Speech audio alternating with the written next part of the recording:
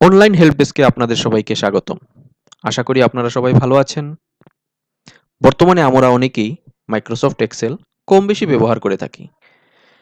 Microsoft এক্সেলের কিছু ব্যবহার আছে, যে ব্যবহারগুলি যদি আমরা জেনে থাকি তবে মাইক্রোসফট এক্সেল আমাদের কাছে আরও সহজ হয়ে উঠবে। আজকের এই ভিডিওতে আমরা শিখব কিভাবে মাইক্রোসফট এক্সেলে আপনারা অটো সিরিয়াল নাম্বার লিখবেন। আর এটা শেখার আগে আপনাদের কাছে একটি অনুরোধ, আপনি যদি আমার এই চ্যানেলে নতুন হয়ে থাকেন তবে চ্যানেলটি সাবস্ক্রাইব করে নেবেন। আর যারা অলরেডি সাবস্ক্রাইব করে রেখেছেন আপনাদেরকে অসংখ্য অসংখ্য ধন্যবাদ। আপনারা লক্ষ্য করছেন যে আমার স্ক্রিনে আমার একটি টেবিল তৈরি করা আছে।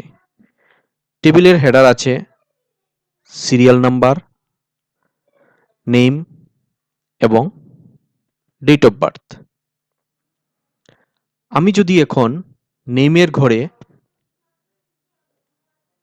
নাম লিখি, যেমন SACHIN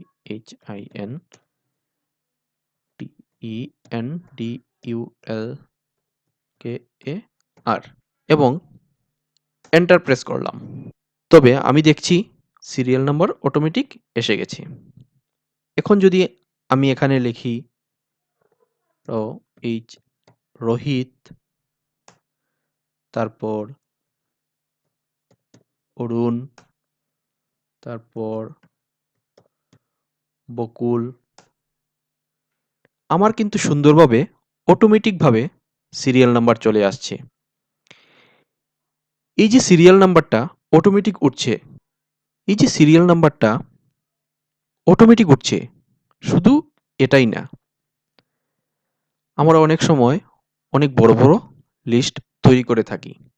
তখন মাঝে মধ্যে আমাদের একটি নাম ডিলিট করতে হয়, যেমন রোহিত।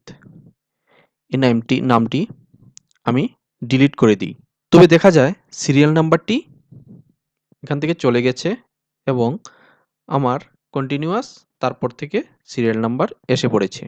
এক্ষেত্রে আমরা এমন একটি ফর্মুলা ব্যবহার করেছি, যে কারণে দেখা গিয়েছে আপনি যে নামটি এখান থেকে ডিলিট করে দিয়েছেন তাতে সিরিয়াল নাম্বারের কিন্তু কোনো সমস্যা হয়নি। শুধু এটা না, এখান থেকে এখন যদি আমি কোনো একটা র হাইড করে নিই, ধরুন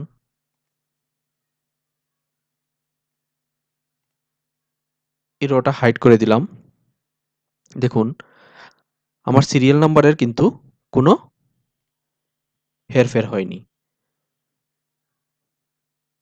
আবার যদি এটাকে আনহাইড করে দিই, আবার অটোমেটিক্যালি সিরিয়াল নাম্বার ঠিক হয়ে যাচ্ছে। আবার যদি আমি পুরো কলামটাই ডিলিট করে দিই, তবুও দেখুন সিরিয়াল নাম্বারের কোনো হেরফের হচ্ছে না, আমার সিরিয়াল নাম্বার ঠিকই থাকছে। তা এই বিষয়টা হয় কি, যখন আমরা ইনভয়েস নিয়ে কাজ করি বা বড় কোনো ডাটা শিট নিয়ে কাজ করে থাকি, তাদের কিন্তু এটা খুবই দরকার হয়ে পড়ে।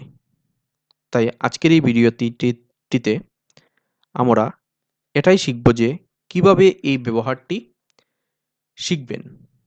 প্রথমত আপনি আপনার টেবিলটি তৈরি করবেন।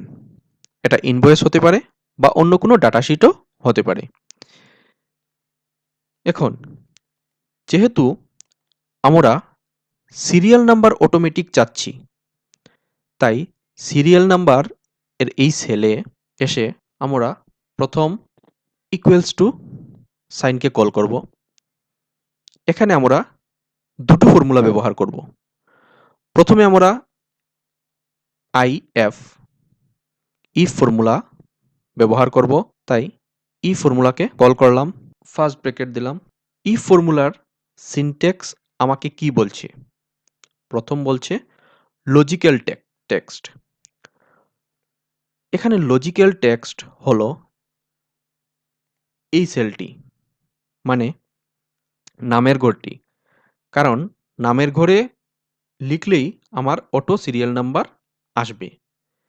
তাই এই সেলটি অর্থাৎ C4 সিলেক্ট করে ইকুয়ালস টু দিলাম। তারপর ডাবল ইনভাইটেড কমা দুবার দিয়ে কমা দিলাম, আবার ডাবল ইনভাইটেড কমা দুবার দিয়ে কমা ব্যবহার করলাম।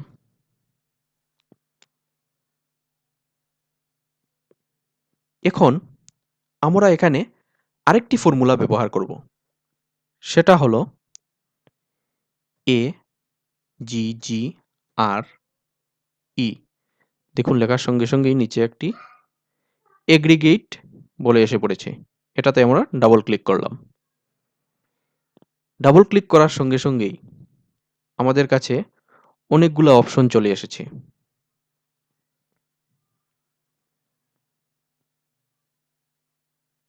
এখান থেকে আমরা 3 নম্বর অর্থাৎ COUNTA কাউন্টা এটাকে কল করব। তারপর কমা দেব, কমা দেওয়ার সাথে সাথে আরো অপশন চলে এসেছে।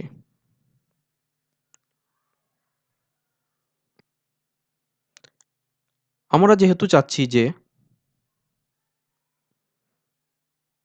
আমাদের র যদি হিডেন থাকে বা ডিলিটও হয়ে যায়, আমার সিরিয়াল নাম্বার যেন ঠিক থাকে, তাই এখান থেকে এই 5 নং অপশনটি অর্থাৎ ইগনোর হিডেন রোস এটা আমরা সিলেক্ট করব।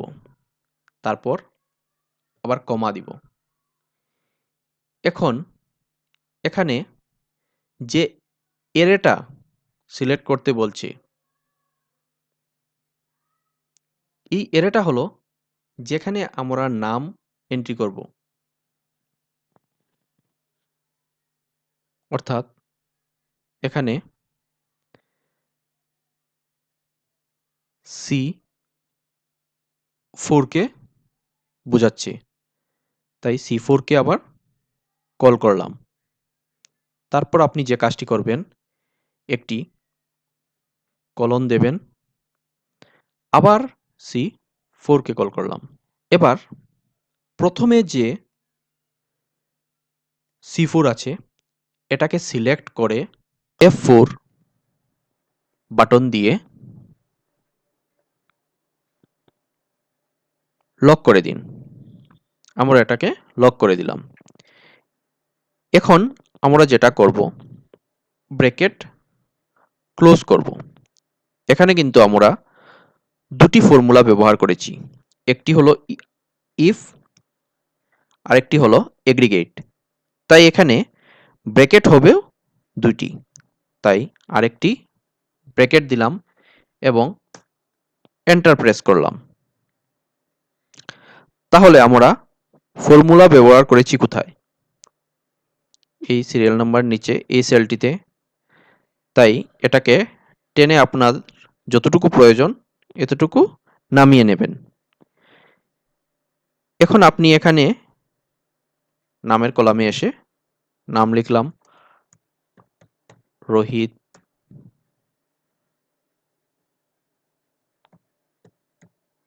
কমল, অর্ণব, শ্রীশ,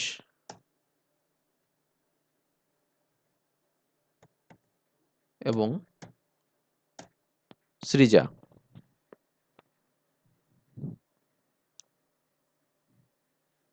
দেখুন অটোমেটিক্যালি সিরিয়াল নাম্বার এসে পড়েছে। আপনি যাই লিখবেন এখানে সুন্দরভাবে সিরিয়াল নাম্বার এসে পড়বে। এখন প্রত্যেকটা নাম আমি সিলেক্ট করলাম এবং টেনে নিচে নামিয়ে নিলাম। দেখুন প্রত্যেকটার সিরিয়াল নাম্বার অটোমেটিক্যালি পড়ে গেছে। এখন যদি আমি ফিল্টার অপশনটি এখানে ব্যবহার করি, যেমন এরো বাটনে এসে আমি শুধু অর্ণবকে সিলেক্ট করলাম। এখানে আমার দুটি নাম আছে অর্ণব, অটোমেটিক্যালি 1 এবং 2 সিরিয়াল নাম্বার এসে পড়েছে।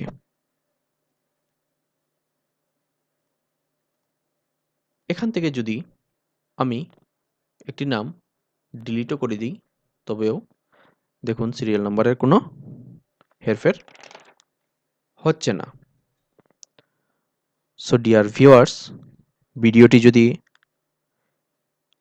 আপনাদের ভালো লেগে থাকে তবে অবশ্যই একটি লাইক দেবেন এবং আপনার মতামত দিতে ভুলবেন না। সবাইকে ধন্যবাদ জানিয়ে ভিডিওটি এখানেই শেষ করছি। সবাই ভালো থাকবেন।